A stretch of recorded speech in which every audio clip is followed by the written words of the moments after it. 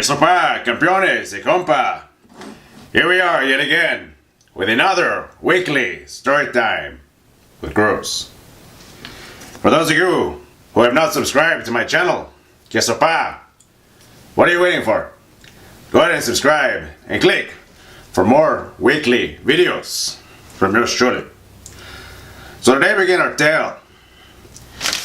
Before I start this story, I begin with a nice afternoon, Cohiba delight. And I set the stage for where our story takes place. It involves two, I would call them newcomers, but at the time they were already 12 years and 9 years in the wrestling business. These two gentlemen came from the great state of Kansas. Well, I myself, along with my training partners who became my best friends in this business, had only been training for 5 months. Each of us had a match apiece on an actual show. So, given the time and the amount of training me and my fellow comrades had, we were exclusively doing these battle royals for the shows that we held. So for us to be in these battle royals was a big deal, because 5 months in, with one singles match apiece, we were still very and completely green to the entirety of the wrestling business from all aspects. But no less, we were at a show in Kansas. I believe the town was Leavenworth, Kansas, if I'm not mistaken. And the two gentlemen who were guests for this show along with us, one went by the name of Mr. Pyro. The other called himself Dr. Quack. Mr. Pyro was a gentleman who wore a mask. Now this mask was completely black, and it had a piece of black duct tape covering one eye. The other eye had some veil of mesh over it, but it was not completely mesh because it was ripped right below the bottom corner of the eye. The explanation that was given for this mask was that this person, this Mr. Pyro, while he was performing at a show there in Kansas, he was walking to the ring, and it must have been an outdoor venue because he was walking towards the wrestling ring, and his eye, as he put the eye of his mask, got caught on a chain link fence as he was walking down to the wrestling ring, and so it tore the mask. It got stuck and he had to rip it off. Along with the mask, which had a tear in one eye and duct tape over the other eye, he wore a shirt similar to this, but it was a shirt covered with flame pattern. He had flame pattern. For his bottoms, he wore these black baggy pants. Not bashing anyone who cannot afford actual wrestling gear, but this person had put in well into 9 years, from his own words, 9 years in this wrestling business. Myself, my fellow best friends who I was learning with at the time, had only been in 5 months. We had legit wrestling gear. I myself had to save 3 working paychecks just to pay for my wrestling gear and to order some boots. My other best friend had to dig into selling his electronics and videos and different things from his apartment just to buy wrestling gear. My other friend was borrowing gear, and in exchange for doing laundry and chores for a veteran who had given him gear to borrow. So the three of us were doing things and putting things in order to get legit wrestling gear.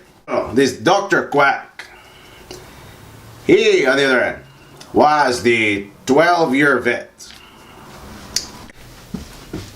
He was the absolute opposite of what you would expect a wrestler to be. Not just by how he looked, because he was a short person. He was short for the wrestling business. He was 5'7" or 5'8". I am only 5'10". But if he is shorter than me, and he is not in any kind of form or shape, he's going to look that much smaller compared to somebody of a larger stature. He wore scrubs for wrestling gear. That is what his wrestling gear was. His justification was that his character was a crazy doctor. Not only was he the 12-year vet that did not look like a wrestler, but he was also that wrestling vet of 12 years that had that arrogant asshole attitude. And I say this to all 12-year vets who carry that same attitude. If you have gone nowhere in 12 years of breaking your back in this wrestling business, if you have made no real money that you still hold in your bank account, or very least show in the form of your wrestling character, you have no right to belittle anyone who is coming up and trying to present themselves as a 100% authentic professional. But as I proceed with my tale, this Dr. Quack, he was highly ungrateful to be a part of this show because he was put in a mix of this battle royal that consisted of green guys, myself at the time, my two best friends. And the others that were in the battle royal were not green guys. In fact, they were the upper card of the match, who were utilized to fill up this battle royal. Guys that had been breaking their backs, training others through a legitimate wrestling academy for themselves 7, 8 years, 11 years, 9 years. And they were in this battle royal. And they were happy to put on a show for the fans. So we get to see the card and we look at ourselves, us green guys, and that we're going to be in the battle royal. We're excited. Mr. Pyro is told that he cannot carry his kendo stick and chair to the ring because his gimmick was a pyromaniac.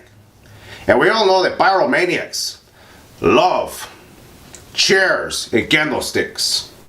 Mr. Pyro is told that he cannot carry his kendo stick and chair to the ring because his battle royal will not feature exclusive entrances. It will not carry individual entrances. We will all line up and walk to the ring in a line with house music playing as we all enter the ring all at the same time. This is not the Royal Rumble. This is not WWE. He is depressed because he cannot have his own unique entrance. Dr. Quack is still highly pissed that he is not featured in the singles. In fact, he had written on paper and practiced reciting his lines because he believed that he was going to get a promo at the very top and beginning of the show, that he would come out to the ring, center stage, and cut a promo on Mr. Pyro because supposedly these two had a long time feud. So, comes time for the Battle Royal. And Dr. Quack has pissed everyone off with his whining and bitching that he is not getting his well-deserved of 20 years, 12 years of a legacy. He's not getting his one-on-one match in front of the great Harley Race. Well, myself, and my other two best friends, who were fairly green, are told that this person, for his bitching and whining and belittling the fact that the three of us were still in training and we were taking up space for a stupid battle royal, so that they cost him his one-on-one match. He was talking shit, basically. So what happens to shit talkers? People that put together the show, they tell green guys like us, you need to go out there and light this motherfucker up, and don't eliminate him until one of the vets tells you to throw him out. Because they didn't just want him thrown out after his ass beating. They wanted one of us green guys to throw him out, to insult this 12-year piece of shit.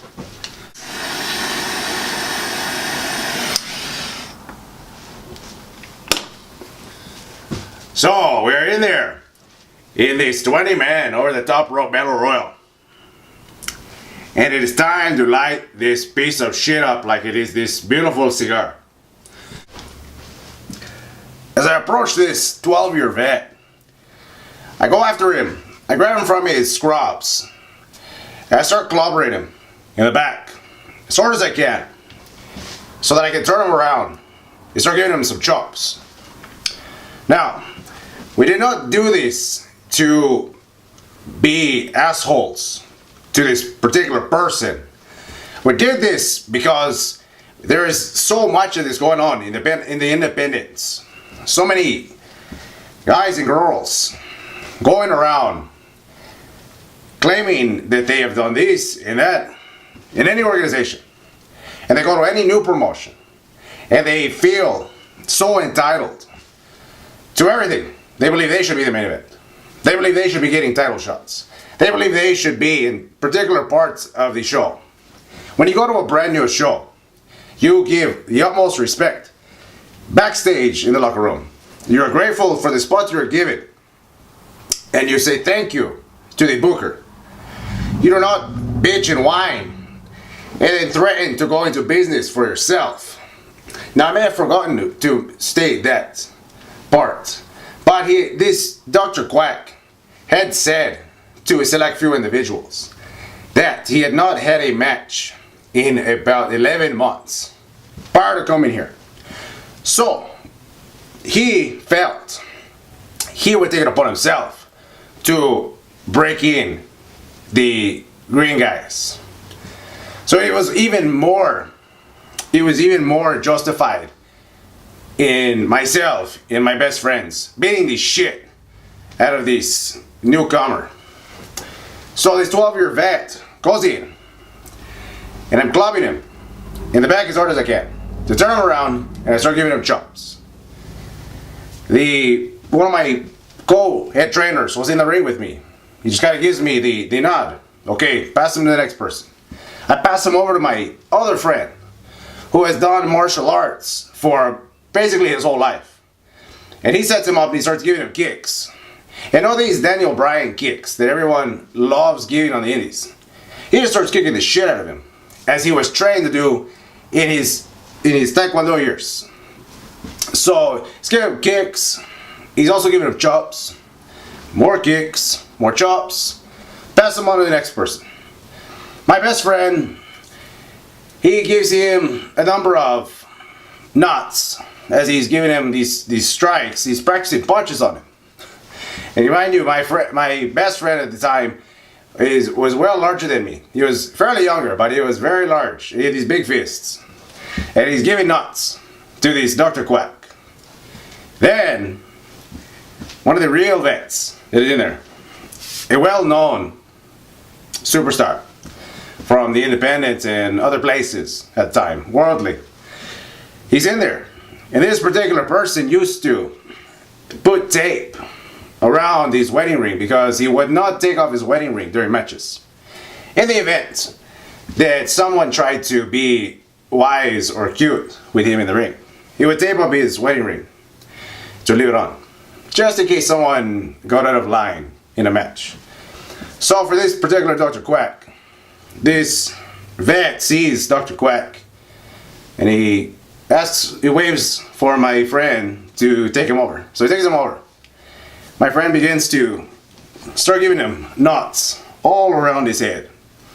Here, here, here, here. It looks as if he is stamping him. And he's getting these knots around his head.